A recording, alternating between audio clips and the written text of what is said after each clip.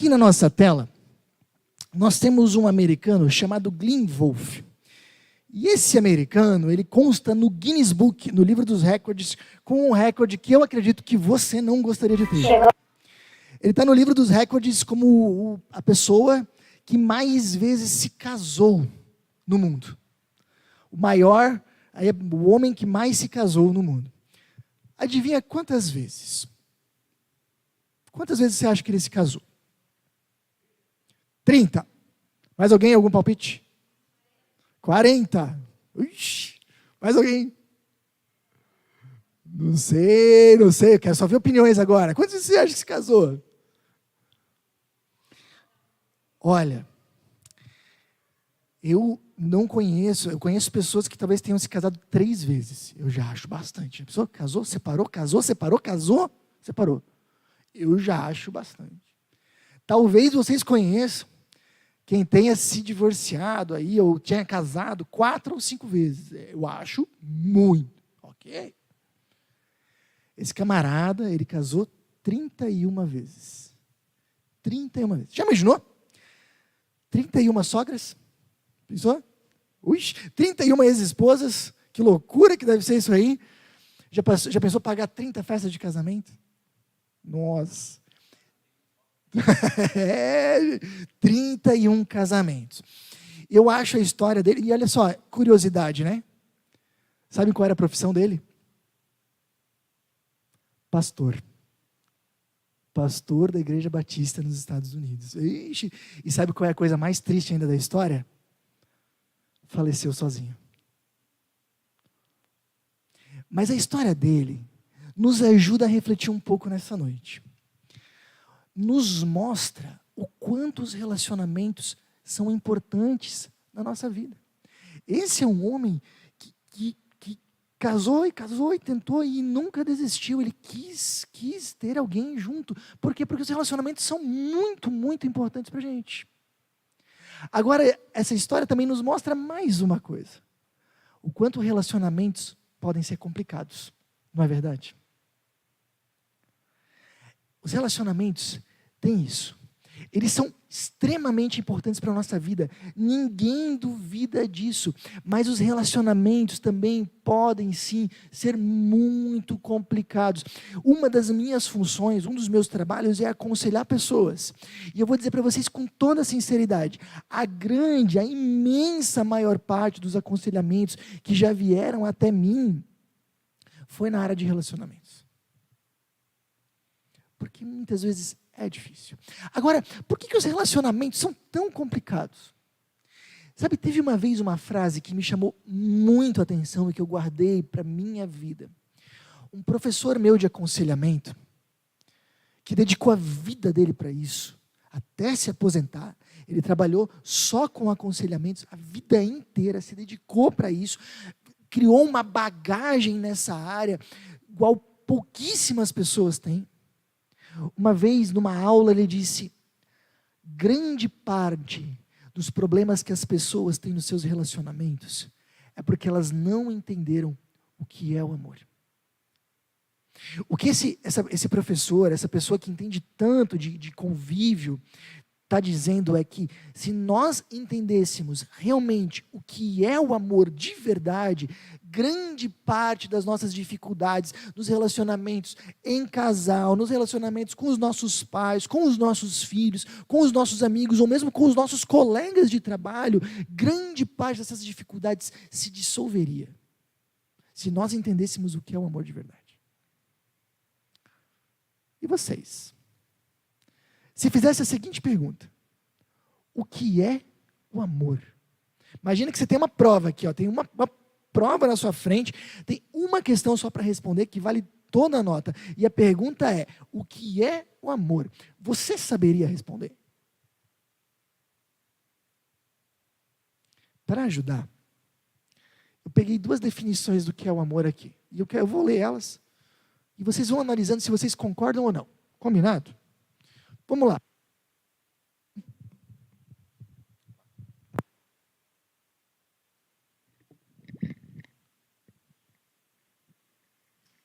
Definição número 1. O amor é sentimento de afeto que faz com que uma pessoa queira estar com outra, protegendo, cuidando e conservando sua companhia. Acham interessante ou não? Sim, não? Mexe a cabeça assim. Como é que tá? Sim ou não?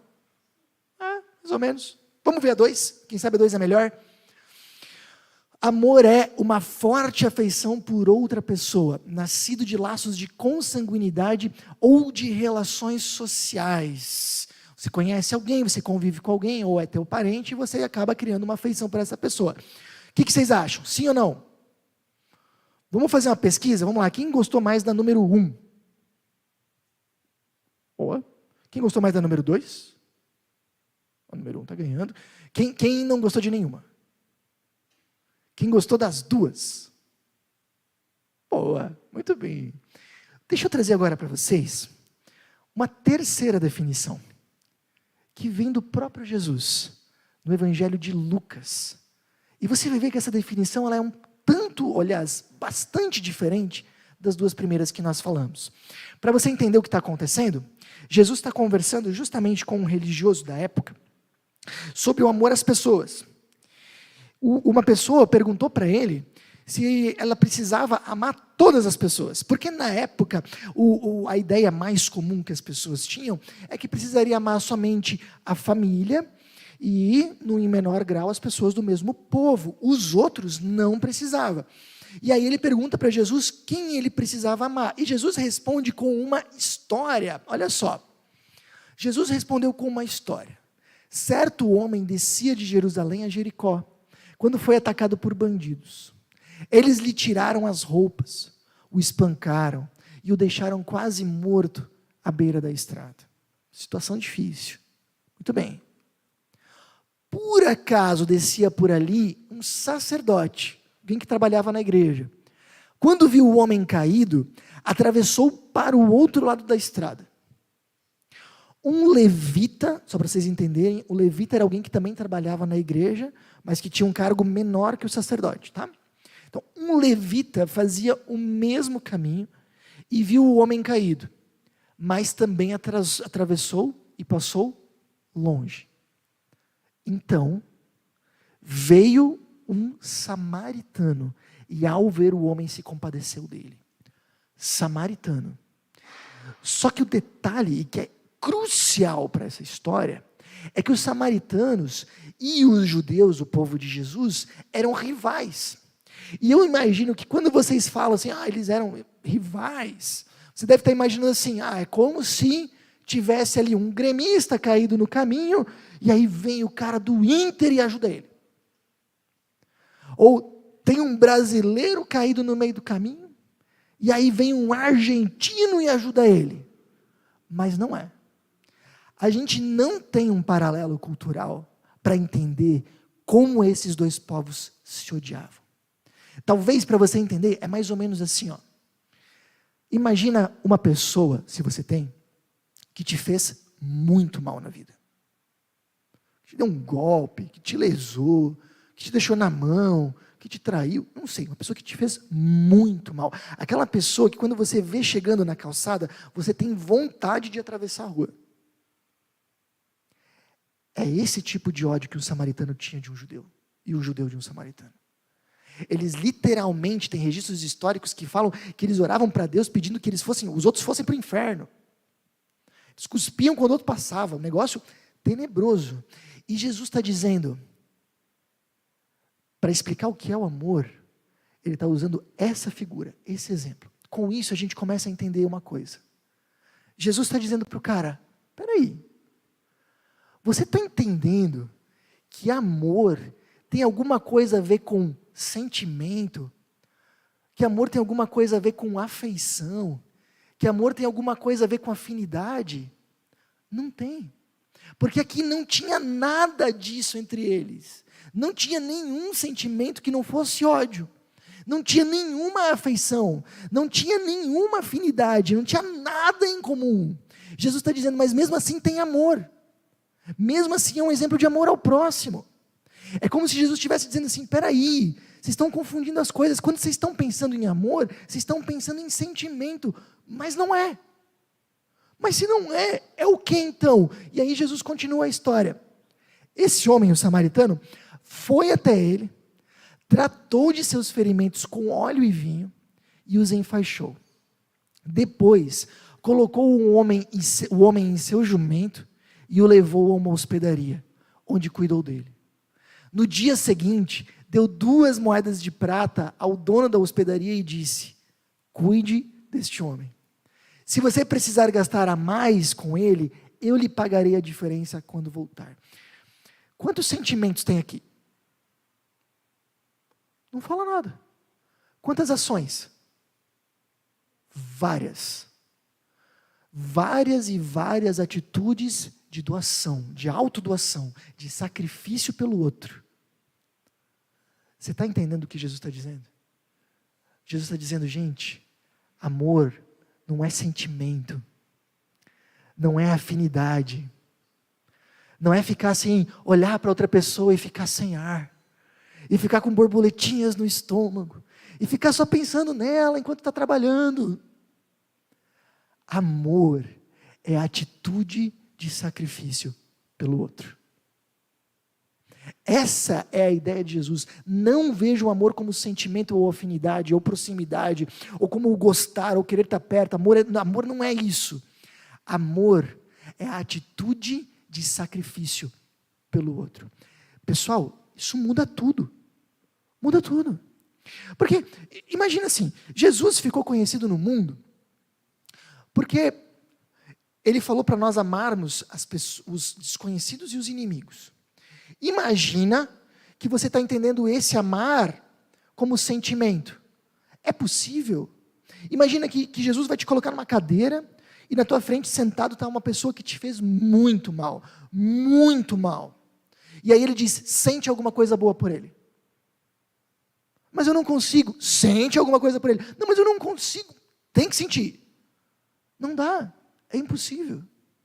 Mas se a gente entende que Jesus, quando está falando de amor, ele está falando de atitude de sacrifício, aí a gente está entendendo, opa, peraí, o que ele está querendo dizer é, se eu ver uma pessoa, aquela pessoa que eu não gosto, que me prejudicou muito, caída, passando por um problema, e eu tenho condições de ajudar, ele está dizendo para mim me ajudar.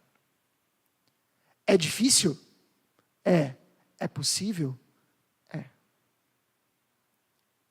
Aí começa a fazer mais sentido. Sabe o que isso muda na nossa vida? Muda tudo. Muda a forma como a gente, de repente, avalia os nossos relacionamentos. Se alguém perguntar para você assim, como é que está seu casamento? Você pode dizer assim, eu acho que está bom, porque eu sinto uma coisinha gostosa quando estou com ela, com ele. É porque eu tenho um arrepiozinho quando ele chega, quando ela chega, eu acho que está bom. Esse não é o jeito de certo de avaliar um relacionamento. A gente deveria pensar, quando alguém pergunta como é que está o casamento, como é que estão as minhas atitudes com a minha esposa e meu marido? Eu estou tendo atitudes de autodoação, de sacrifício, porque é isso que vai determinar o sucesso do casamento, ou não. Se alguém perguntar, como é que está o teu relacionamento com os teus filhos? Às vezes a gente pode avaliar assim, eu acho que está bem, porque eu olho eles, eu amo eles. Às vezes eu fico olhando eles dormir, fico pensando, meu Deus, que fofura. Não é assim que a gente avalia. Nós avaliamos o relacionamento com os nossos filhos pelas atitudes de sacrifício e autodoação que nós temos diariamente com eles. Muda também, porque se a gente entende o amor como sentimento, a gente só vai conseguir amar algumas pessoas, outras não. E a gente só vai conseguir amar algumas pessoas em alguns momentos, em outros momentos não. Agora, se a gente entende o amor como atitude de sacrifício, nós podemos amar a todos e podemos amar as pessoas em todos os momentos, desde que a gente continue tendo as atitudes certas. Dá para entender? É isso. Espera aí, Jorge. Essa ideia, ela aparece em outros lugares. No livro Monge Executivo, do James Hunter, que ficou um livro conhecidíssimo na área empresarial, de liderança de empresas. Aliás, um dos melhores livros, se não talvez o melhor livro que eu já li nessa área. Leiam esse livro, ele é muito bom. Se você lidera equipes, é um livro essencial. E ele fala justamente sobre amor no livro, e ele fala, quando falo sobre amor, não estou me referindo à maneira como nos sentimos em relação às outras pessoas. Refiro-me ao modo como nos comportamos todos os dias. E aí ele complementa com uma frase que você pode gravar, e, aliás, eu queria que você gravasse. O amor é o que o amor faz, não o que ele fala, não o que ele sente, o que ele faz. Um dia, nós acreditamos na história de que amor é o que nós sentimos, ou são os discursos que nós fazemos. Não é. Amor são atitudes. O apóstolo Paulo reforça isso em 1 Coríntios 13. Ele está ensinando pessoas que tinham um monte de problemas de relacionamento, que não tinham entendido o que era o amor de verdade. E nesse contexto, Paulo fala assim, o amor é paciente, o amor é bondoso, não inveja, não se vangloria, não se orgulha, não maltrata, não procura seus interesses, não se ira facilmente, não guarda rancor e assim vai. O que o Paulo está querendo dizer? Ele está dizendo o seguinte, quando você chega em casa, e você está muito cansado, mas mesmo estando muito cansado, você está disposto a ouvir sobre o cansaço do teu marido ou da tua esposa, e você demonstra atitudes de bondade com ele, isso é amor. Toda vez que você tem vontade de jogar uma coisa do passado na discussão de agora, para você sair por cima, mas você decide perdoar, isso é amor. O que ele está dizendo é, toda vez que você tem vontade de gritar e estourar, mas você segura a onda e fala com paciência, isso é amor de verdade. Toda vez que você chega em casa, cansado do trabalho, e você tem vontade de sentar no seu sofá e ficar no celular, até a hora de dormir, mas mesmo assim você tira um tempinho para sentar na sala e brincar com seus filhos, isso é amor, porque amor são atitudes de sacrifício. Bom, mas e o sentimento, Jorge? Não vale nada? A Bíblia não fala nada, não valoriza? O cristianismo não valoriza? Valoriza. Só que num papel secundário. C.S. Lewis, grande professor, teólogo, escritor, ele fala o seguinte, olha só, não perca tempo perguntando-se se você ama o próximo ou não. Haja como se o amasse. Assim que colocamos isso em prática, descobrimos um dos maiores segredos. Quando você se comporta como se tivesse amor por alguém, logo começa a gostar dessa pessoa. O que ele está dizendo é, quando nós nos doamos por alguém, ajudamos alguém, percebemos a necessidade de alguém e vamos ao encontro, nós temos a grande chance de, com o tempo, criar sentimentos e afetividade por aquela pessoa. Agora, quando nós não vamos ao encontro, quando nós desprezamos o outro, nós temos, ou agimos com indiferença, temos a grande tendência de gostarmos cada vez menos do outro. O que ele está querendo dizer é que atitudes de amor alimentam os sentimentos. São o combustível dos sentimentos. Uau! Percebe o seguinte. Isso aqui eu acho que vai ajudar. Até então, nós estamos acostumados, e a nossa cultura nos ensina, a vermos o amor como um sentimento. Ou seja, eu tenho sentimentos pela outra pessoa, logo eu trato ela bem. Eu gosto dela, eu fui com a cara dela, eu amo ela, então eu trato essa pessoa bem. Por que você tem sentimentos bons por essa pessoa? Não sei, eu tenho. Gostei dela, eu amo ela, acho que é a pessoa certa. O que Jesus está dizendo é, não entendeu. Você não entendeu. Amor é diferente. Amor são as atitudes. Essas atitudes, com o tempo, constroem sentimentos. Mas como o amor é atitude, ele não depende aí da nossa sorte, do acaso. Ele depende das nossas decisões. Decisões. Espera aí. Se a gente entendeu isso aqui bem, vamos conversar. Como é que os relacionamentos enfraquecem? Sabe como? Imagina, O casal começou a sua vida super apaixonadinho. Aquele mel, sabe? Aquele negócio que quem está perto até fica meio constrangido assim. Vocês sabem como é que é? É benzinho para cá, benzinho para lá, é cheiro para cá, cheiro para lá, e aquele amor, aquele love assim. Mas daqui a pouco esse relacionamento, claro, ele vai amadurecendo, ele vai indo adiante.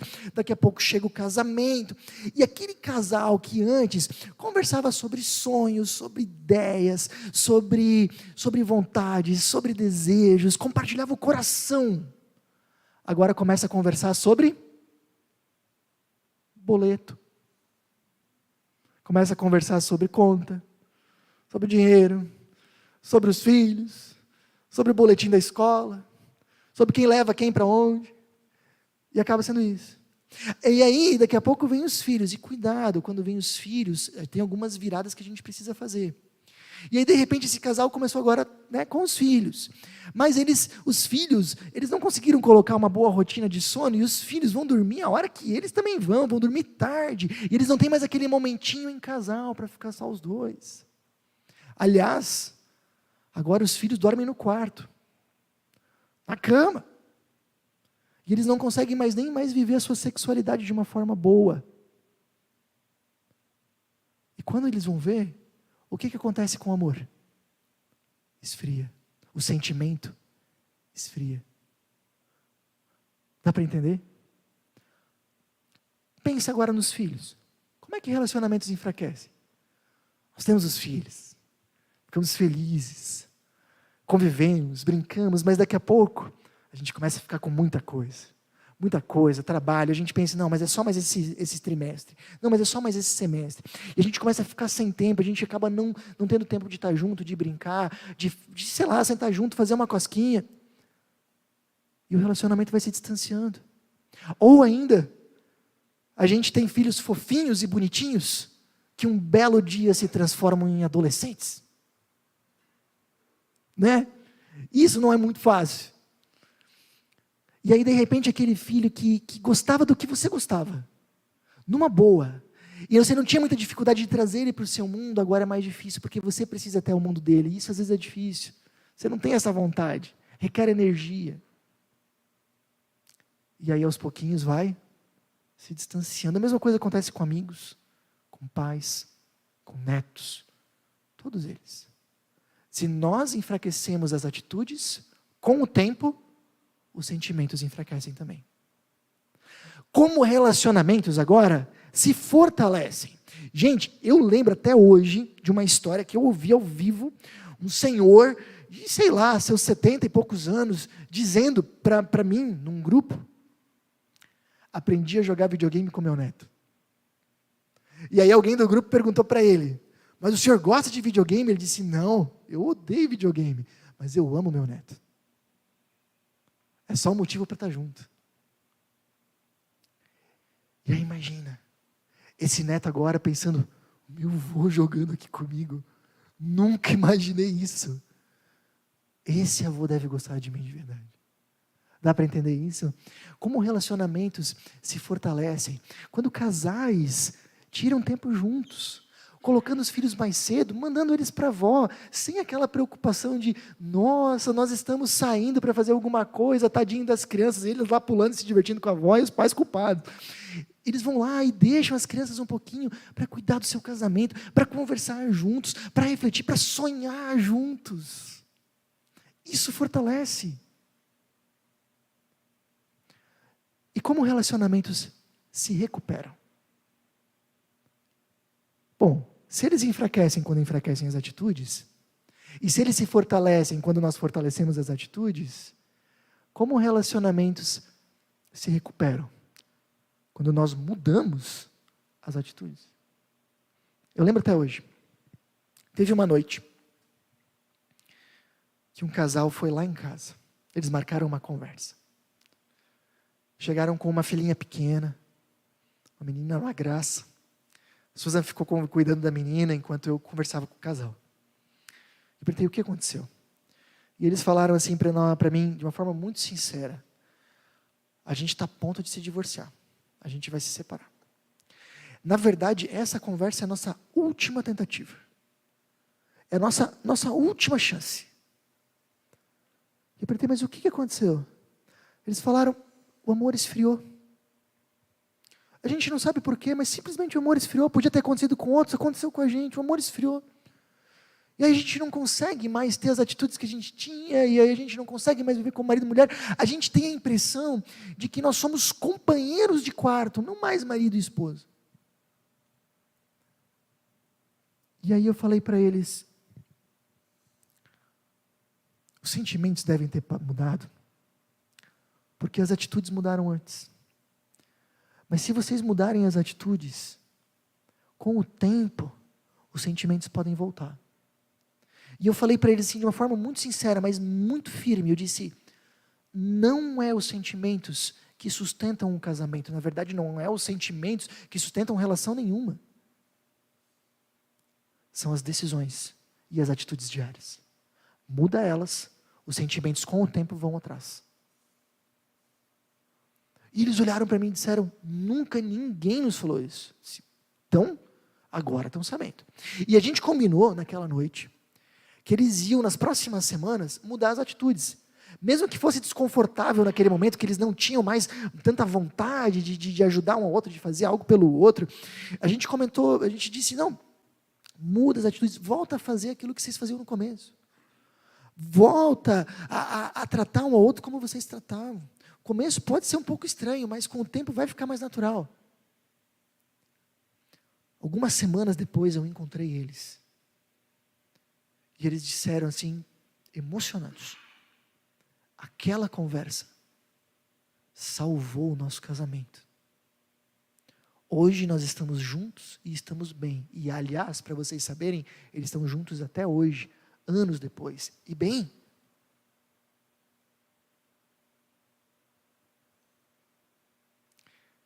pessoal, em algum momento, nós acreditamos que amor é uma questão de sentimento. E a gente começou a pensar que a gente não tem escolha. O amor vem, o amor vai, e não tem nada que a gente possa fazer, é uma questão de sorte e azar. E Jesus vem e diz, não é. Amor é atitude, e depende das tuas decisões diárias. Os sentimentos são só um resultado das tuas decisões. Se os sentimentos enfraqueceram, é porque antes disso, decisões e atitudes ruins foram tomadas. Muda as decisões, muda as atitudes, com o tempo, os sentimentos voltam atrás.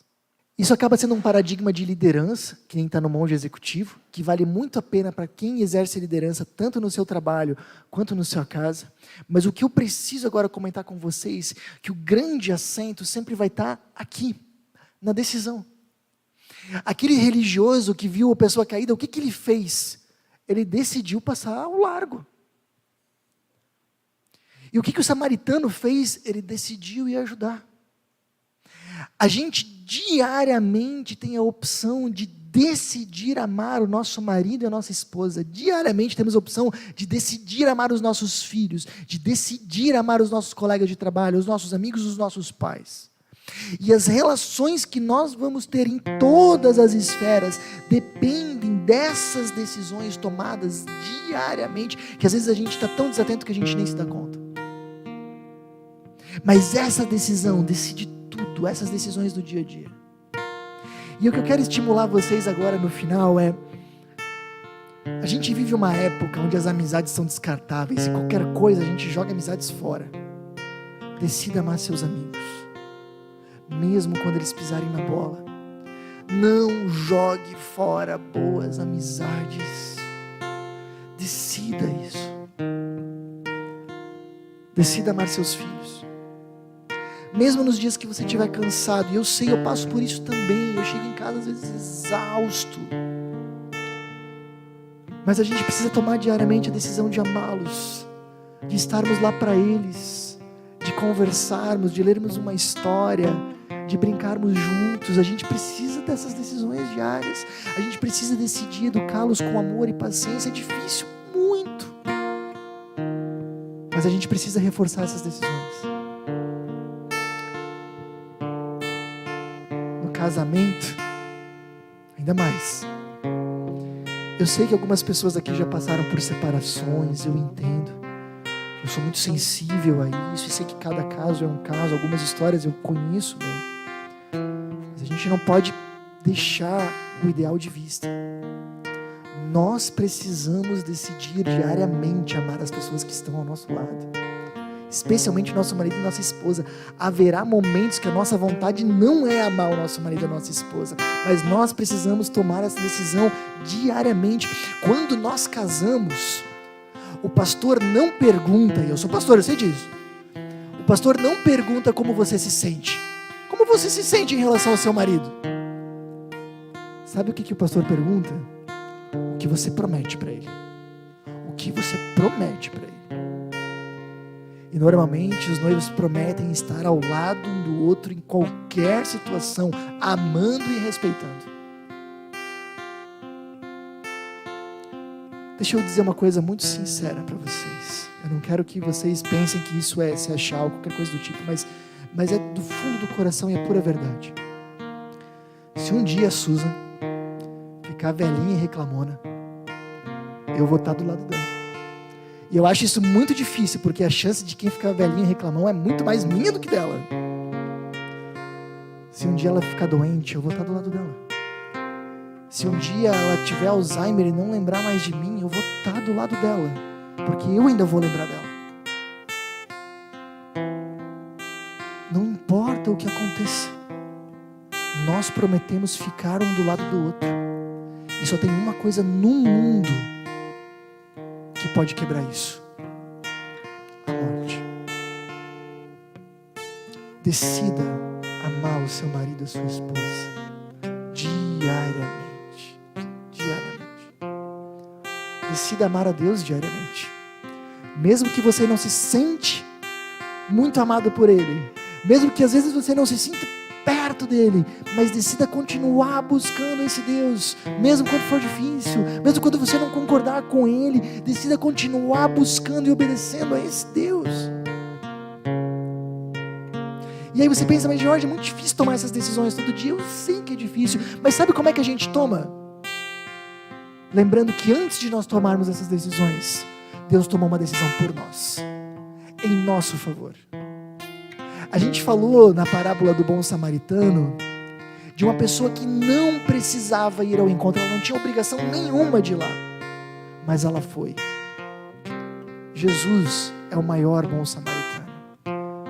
Ele não precisava vir ao nosso encontro, mas vendo o nosso pecado, vendo a morte que o nosso pecado nos trouxe, Ele veio até nós.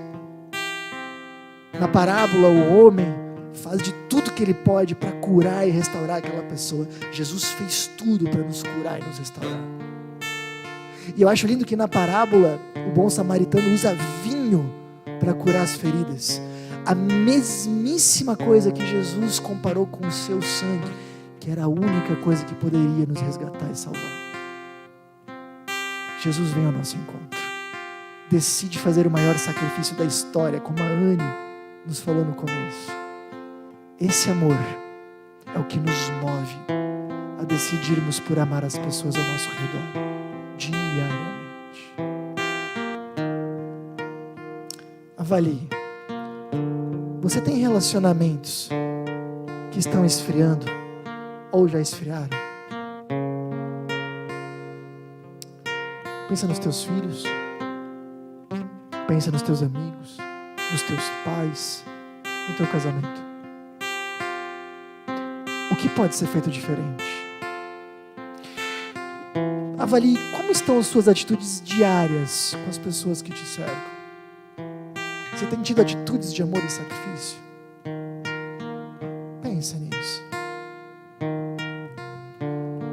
Decida ver o amor como atitude de sacrifício, não como um sentimento. Decida alimentar constantemente seus relacionamentos com atitudes diárias. Alimente eles. Decida se apoiar em decisões, não em sentimentos. O que vai fazer toda a diferença ao longo do tempo não é o que você sente, não é o que você fala, é o que você faz.